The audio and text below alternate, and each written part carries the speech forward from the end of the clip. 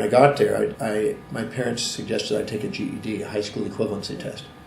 And so I didn't really know how to read per se, but I just guessed.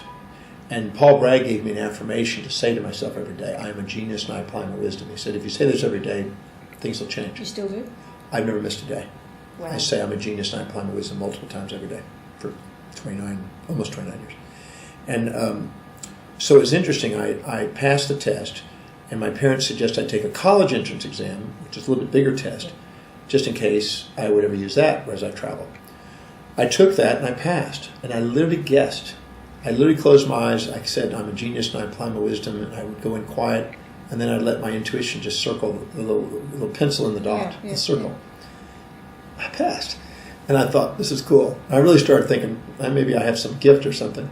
And then I took my first college class, which is English and History, 2 classes, for the summer school. And Mr. Baker was my history teacher, and Mr. Baker spoke really fast.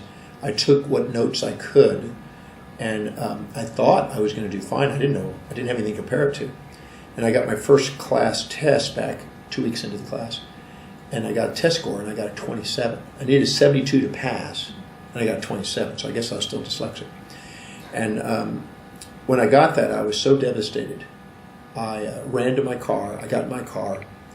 I started driving home. I had to pull off on the side of the road 3 times because I was crying so much, because I was devastated. Because I thought, all I could hear in my voice was my first grade teacher driving home. I'm afraid your son will never read, write, or communicate, and everything, never go very far enough. Because I just kept thinking, I don't have what it takes. I'll never make it through this school. And I got home, I went in the living room, I curled up in a fetal position underneath this Bible stand that my mom had in there. And I just curled up there and I just cried.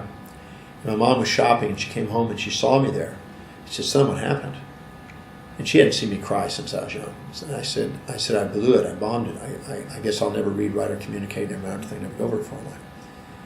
And she didn't know what to say. So finally she just kind of put her hand on my shoulder and she looked at me and she said, son, whether you become a teacher, healer, and philosopher, and travel the world like you dream, whether you go back to Hawaii and ride big waves like you've done, and be a surfer, or whether you return to the streets and panhandle as a bum, I just want to let you know that your father and I are going to love you no matter what.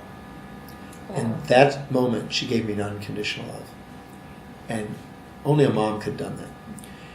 And when she did that, my hand went into a fist, my eyes closed, and I saw the vision of me standing out on this, walking through the stoned archway, walking out onto a balcony in front of a giant square with 1 million people in it, and speaking.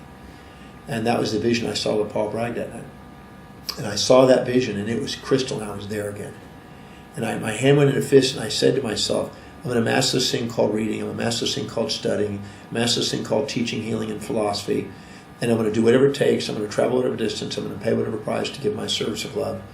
And I'm not going to let any human being on the face of the earth, not even myself, stop me. And that was the time I had no turning back conviction. And I hugged my mom, and I walked into my room and kind of shut the door, and I got out a dictionary, and I started memorizing a dictionary. And I started reading 30 words a day, and my mom would test me on 30 words a day. And I had to say the words, pronounce them properly, which was difficult, and give a definition. And any word I didn't know, I had to go back and do it again until I got all 30 correct every day. I had to go back the next day and do 30 more words. And I went literally through the alphabet in the dictionary, memorizing words. Then I started reading in encyclopedias. And over the next couple of years, I read like 8 complete sets of encyclopedias. I just started reading every day. I was reading 18 hours a day most of the time. And if I was going to school, I was reading on the way to school. I read at school. I mean, I just became this neurotic reader. Yeah.